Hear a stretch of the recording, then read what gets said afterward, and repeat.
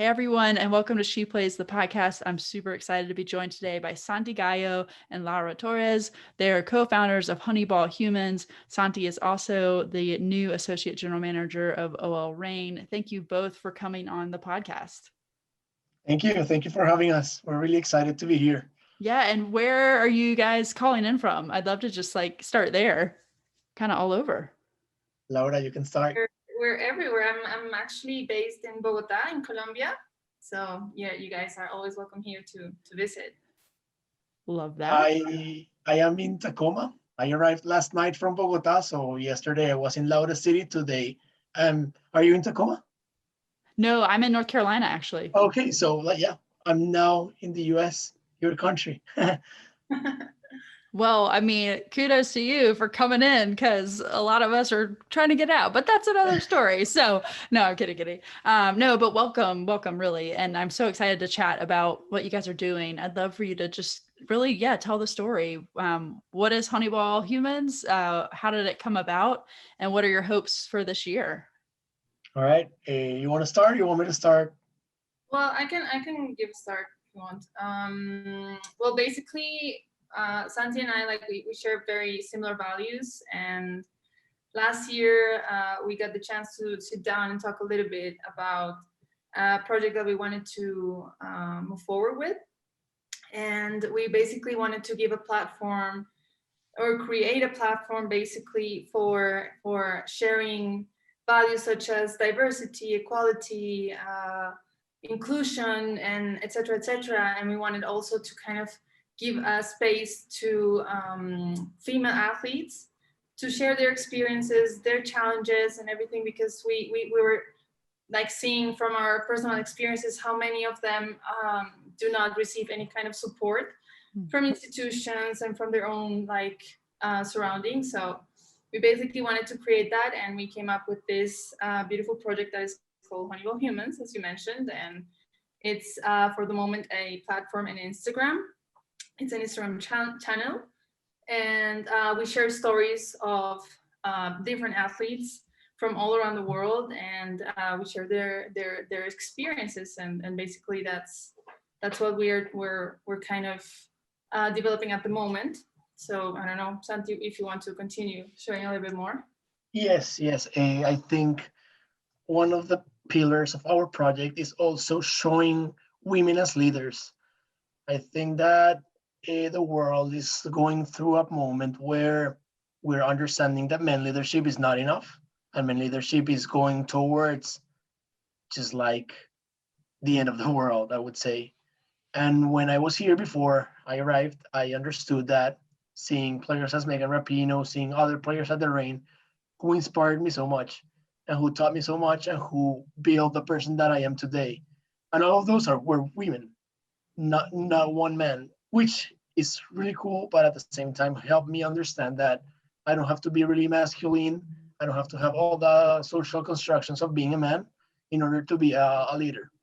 And we want to showcase this with every type of woman. Doesn't matter the background, doesn't matter their sexual orientation, doesn't matter their origin. We just want to show what a woman is, how they can be leaders, and how they can inspire the next generation to be a better world, which is what we, and how they can be also, which is the biggest part, actors of change for the society. So that's one thing we always ask them. What are you doing to make the world better? What, instead of asking how many medals do you get, we just ask and we go through the human side of things. Exactly. I love this. This is amazing and still so important, right? I mean, I feel like there is still this stigma in America. I'd love to hear too briefly in Colombia what it's like, but in America still it's like women sometimes have to do 3 times the work to get to where a man would be, or even more than that, really. So I love this, and I love the groundedness of the deeper level of impact, and not just, like you said, the medals, but how are you changing people's hearts and minds. I love that. What is, this is based in Colombia, or comes out of Colombia. What is the experience like there? Either Laura going through it personally, or Santi seeing it, that inspired this. Well, personally, like my family, it's a very sportive, yeah, group of people. Actually, my father, he's a national ski champion and like water ski. Wow. And my sisters were also, how do you say that? Like Olympic, yeah, athletes. And they were facing so many challenges that when I started kind of engaging a little bit in sports, I didn't see kind of any future in that, like professional future, which is very sad. So I decided to go through a very different kind of professional approach. And somehow with my experience, life experience, I've faced some sort of challenges that when talking with Santiago, and we were discussing, and I said, it would be great to kind of bring both worlds together and show that it happens everywhere, and that it is very important to show the dreams and the exceptional talent that female athletes have, and that they should be seen and heard, and basically that's how we've seen it. And we here with our project, we have been able to kind of learn and hear so many different inspiring stories from athletes that Paralympic athletes, and girls that are playing worldwide, and etc., and change, like facing so many challenges every day, like just because being a woman, and like a woman, and that's for us amazingly crazy, and at the same time inspiring to see how they overcome all those things. No, so yeah, I don't know what else. Do you want to say something? Yeah, from a man's personal perspective, Colombia is a conservative, really Catholic country. It's a country where you have to be a man. Like being a man means being dominant, Hmm. means having the power, it means having the money, and means just like all that or whatever goes around the material, like superficial stuff. Uh, and I used to be like that. I kind of hide that before going to the US and before having this experience at the rain. I used to be that. And before not only the experience at the rain, before becoming an immigrant in the US, I was really privileged in Colombia. Nothing that I had all what I wanted, and all what I needed. Then I moved to the US and I was one more person in the world. And I had to prove everyone 3 times, as you said before, that women have to, just because I was from Colombia, English was my second language, or because I couldn't, like, I was just from Colombia, which is a country that people maybe don't know much, and whatever they know is that. Hmm. So I started to look for an organization that gave me a purpose, and I found the rain. Because I feel like a lot of sports organizations in the US are based on money, and I wanted purpose. And I feel like women's sports in general have that purpose, that social purpose, social justice. We've seen it with all what has happened. When I saw that, I felt like empathy, or like that women had to prove themselves as I had to prove myself. And I was like, okay, I feel like I'm in my place. Like we all have to prove this. I started working with the rain. And here I also had to prove. So it started an intersectional discrimination, that because you are a woman or you're a Latino works for your club, you start suffering a lot of different types of that discrimination. And we suffered that. I suffered, as how we say it, machismo, because of working for a women's club. And like every time I talk with people, before they ask me how good is that athlete, they ask me how pretty she is. Hmm. And that's one of my challenges, just telling them, hey, I don't care how pretty she is, I just care what she does on the field. And if she does good on the field, that's what we should care about. So that happens in Colombia. With Honiball, we're trying to challenge that, not only in Colombia, but in Latin America and in the world. Like, obviously, not all Colombia is like that, but tons of people in Colombia are like that. And we just want to change that. We just want to start the conversation. We know that only with Honiball, we're not going to change it, but we're going to start making people that are right now as how I was in, like, say, 10 years ago, to start thinking about how they can become better persons. because what like the transformation I had was not from one day to another. I had to like hit myself through a wall, like suffer and understand that we're not better than others just because we're men or because we are, I don't know, Latino or heterosexual or whatever. And that's what we're trying to do. And that's how Colombia and like I would say the world ties to what we want to do with Honiball Humans. That's amazing. I mean, I think you can see it too, that it's not just in one place or one region, right? Like we had the whole thing with Utah and Deloy Hansen and saying all that stuff that has made a team move, you know, like it's very much present here. But I love that it's like about the positivity. It's about pushing this narrative of like, no, we can change, and like we're raising up voices.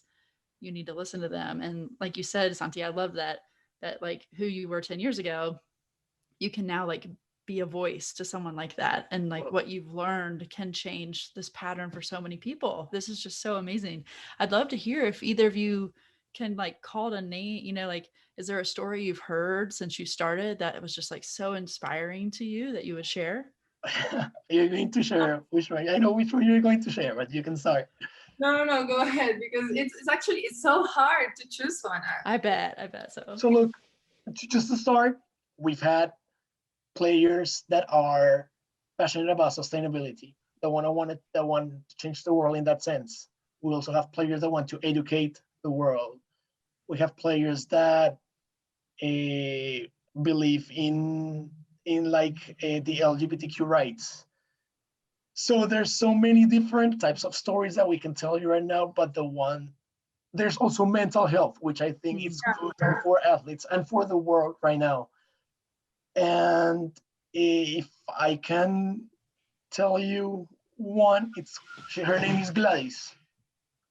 She is a Paralympic athlete. She does powerlifting, and she was the first woman to do powerlifting in Colombia as a Paralympic. At the beginning, she had to compete with conventional athletes, men and women, and she beat them both. But at the same time, she doesn't have like the wealth enough to be just like, or like the partnerships or like the sponsorships enough. So she has to wake up every day at 7 a.m., go and see if she can train, because like she doesn't have the privilege to train as a conventional athlete. So they have to beg the state to give them place. And the state usually tells them, hey, we think you're going to kill yourself because you don't have a leg. Like they don't think that they are athletes. And then she has to go and pick up her daughter, and then she goes to work. She works in a supermarket, and that's her every day. And she has gone to Panamericanos, which is like the South American, I would say like our South American Olympics.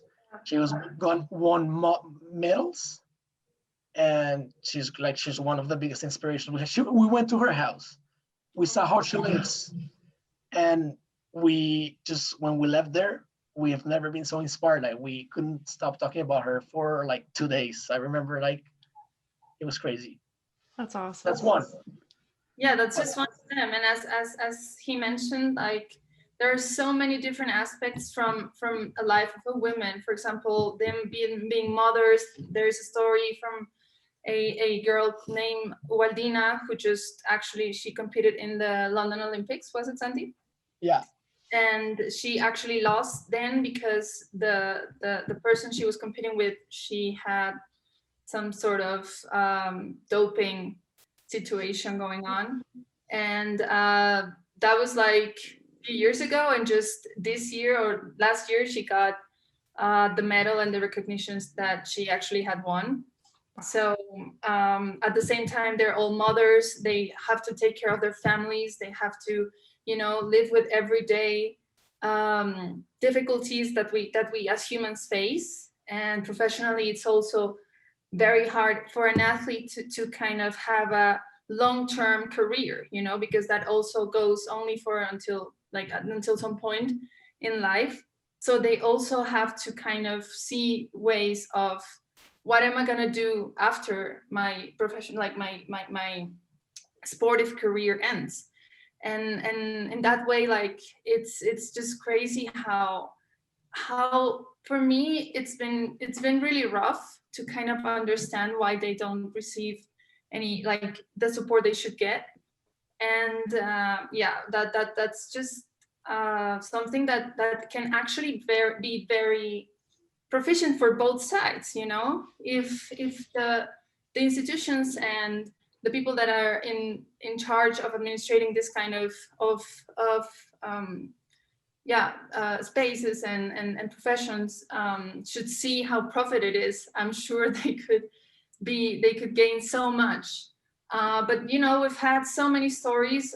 We have upcoming stories from girls that, for example, do horse riding, and there's a huge storyline about, you know, animal care, and how people approach that, and how it's seen, and you know how you not only depend on yourself but also on another creature to kind of go through the whole competition. So it's so hard to choose one because each one of them have this kind of singular and special thing. So we just Yeah. invite you all to kind of dig into those stories. But if you let me, I wanted to highlight two more Oh, stories sure. really Yeah, quick. please. There's one, her It's name okay. is Laura. Yeah, her name is Laura Sin. Oh yeah. She is an athlete. She's the goalkeeper of the Colombian national team of handball, but she used to play soccer. She couldn't be a soccer player, but her challenge was to become a Colombian national team of anything, whatever she wanted. She's lesbian, and it was really hard for her to come out just because of being in a society like Colombia. And now she has a wife, spouse, she has a kid, and she lives the best life of her life, just being free of who she is and how she can also help people that can't be themselves because of the stereotypes that there are, or like the prejudice there is in Colombia, to come out. And that's one of the things that I admire most about her, that she helps them and supports them and helps people be the best version of themselves. And then there's the other one, who's Skylar Debris. I'm sure you know her. She used to play for us, for the Rain, and now she retired from soccer, but she had mental health issues, and I would say she's a testimony of how you can overcome mental health issues, or how mental health issues are a big issue in this world, and how we should pay attention to those. Those Yeah, are that's something very interesting actually, because you normally like relate sports with, you know, healthy lifestyle, and you're always healthy, and you see their social media networks, and you see that they have these perfect lives, and it's what it looks like, right? But behind that, there is so much pressure and so many other kind of things going on that they have to deal with every day that sometimes we as spectators we don't see. So it's very very uh, yeah, gratifying to see how like they can share that human side of their profession, right? So yeah. Absolutely. Well, and like, as I'm sure you guys have heard the phrase, like, you can't be it till you can see it. And so, like, a lot of people, yeah, like, there's still a stigma around getting counseling, getting help, or even like living authentically, you know? Like, I am almost like overcome with emotion thinking of like all the young girls that are going to see these role models and like see them living their truth. And they then are invited into that. Like, I hope you understand and like really like take in the impact that you're going to make. I mean, this is just like so awesome. I'm curious, when you reach out to these athletes, to these women, what's their reaction? Is it like, oh, someone's paying attention to me? Or like, how do they respond? they love it. Yeah, that's actually a very beautiful part of our project, because we kind of, it's based on a chain of favors. That's something that we didn't mention. We actually even created our brand through the help of design creators, and they were just very so interested in our idea. They were like, you know what, we're going to do the design for free just because it has this social like aspect of it. So we're going to do it for free, and we're going to support you guys, because we know that it's going to kind of roll into something positive for the society. And that's how we started creating the brand and the logo, et cetera, et cetera. And then we decided that we wanted to create this, as I mentioned, like chain between the athletes. So the first athletes that we contacted, that was the volleyball players, because Santi kind of had their contact in before. We asked them to give us the next name and the next person that they considered that would be kind of an interesting story for us to share and important for them to, you know, have a platform to share the voice. And that's how it's been kind of evolving, you know, and now we have so many different branches, and every time we talk about the project, we try to make it like this kind of interaction where it's very friendly and not like question to question, but just like getting to know each other and creating this bond and like trust. And we just want to make like this network of, you know, athletes and like basically a family where we can all support each other, and as far as we can go, also help them get some opportunities now. So it's been very, very beautiful and amazing. Like we get so happy every time we have an interview. Yeah, no, and the like would say the prettiest part of it is acknowledging that we're actually listening to them. Like I would say that that's what they appreciate the most, being listened, because traditional media doesn't listen to them and doesn't want to tell their stories. So just telling a story of a woman or of a person that has had all those challenges is something that they appreciate a lot. And I wanted to also compliment with what Laura said, because I think it's important that everyone knows that everything that we've done with Honiball has a reason. Like our name is not Honiball just because we thought it was pretty. Neti Honiball was the first woman soccer player. She's from England, and she started playing when it was banned in England. And she posted like a post in the newspaper, just trying to recruit women players without caring about what everyone said. And 30 women went, and they created a club that ended up going all around England playing football. Yeah. So that's why we're called Honiball, and then Humans is because we see the human part of it, and because we're inspired on an account called Humans of New York. Yeah. Okay. Wow. That's amazing. I love that. Yeah. I mean, there's so much thought to it. That's just so cool. I had no idea. I've got to look up her story. That's awesome. But then, also just very cool. And then if you look at our logo, it's inspired in it's Viking, right? Yeah. It's the Viking signs of challenge. What are the other? Transcend and transform. And transform. Wow, cool. I love that. So we want women athletes to challenge, so they can transcend and then transform. Amazing. Well, and just thinking, I mean, just like to briefly touch on it, because I've loved like just diving into this, and I feel like I just want to hear, I got to look and find all these stories. So I can't wait to like go explore. But I mean, you're coming into the OL Reign, you've got like one of the most transformative human beings on the planet right now, Megan Rapinoe. Like what is it like to think about coming in and working with her and working in a league where a woman is the commissioner? I'd love just your thoughts on that. It's like I told you, like it's inspiring just to understand the leadership women have and how they have influenced my life, not just from Megan and from Elizabeth, but just also from my own mom. Just understanding all that, being in the team and seeing Megan just makes me want to educate myself so I can have a conversation with her, because I cannot come and be like, hey, my name is Santiago, I'm from Colombia, let's talk. I need to go with certain amount of education, or I can earn her and the other teammates' respect, because the other teammates are as educated as an activist as her. I could talk about Jess Fishlock, who I think inspires so much. I would talk about Lou Barnes in the sustainability side of things. Quinn, who just came as transgender, and that was something that, so look, it's a diverse team, and being around them just makes me feel so fortunate and so inspired, just not to help women, but also help men understand what I told you at the beginning, that we don't need to be dominant, or we don't need to be what the society has taught us. Like it's okay to show our emotions, it's okay to cry, it's okay to be a little bit feminine, it's okay to just have those types of things that might make people challenge or judge us, but are okay to be for men and for women at the same time, because they're also judged as masculine because they play soccer, but it's something that shouldn't be like that. So being there just make me feel inspired about how women are can change the world, and how I see it in like as in my personal life. I love it. Gosh, this is just so good. So, what do you guys have on deck for 2021? Any special projects or anything, or what can you share?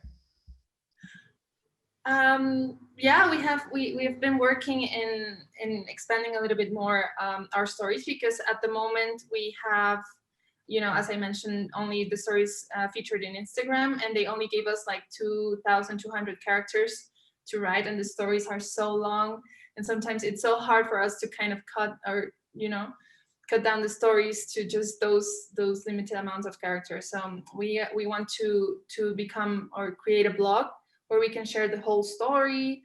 We are trying to, or we are creating new alliances with different kind of female kind of brands that support, for example, sustainability. And for example, we have right now an alliance with a brand called Flow, which is for the menstrual cup, because we want to kind of promote that in terms of taking care of the environment, and also women health, and et cetera, and also kind of give an opportunity to our athletes to kind of have another kind of platform to show their interests. So that's coming up. We want to expand more a little bit our range of international athletes. And I don't know if I'm missing something else, Santi, that you can add. No, she said everything. I That's talk a lot. amazing. I'm sorry.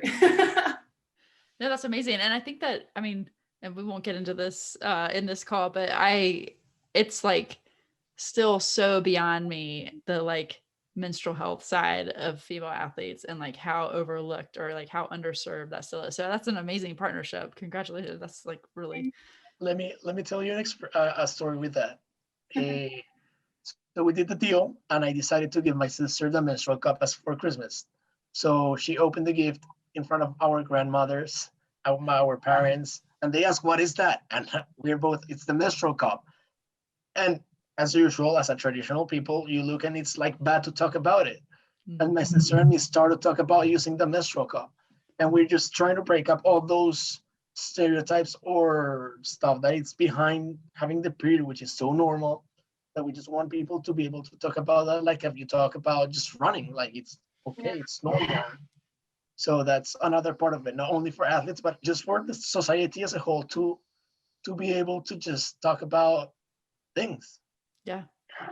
And like with those products, save so much money because it's still so expensive just to be a woman. So yeah, no, that's amazing. Well, where can folks follow Honeyball Humans?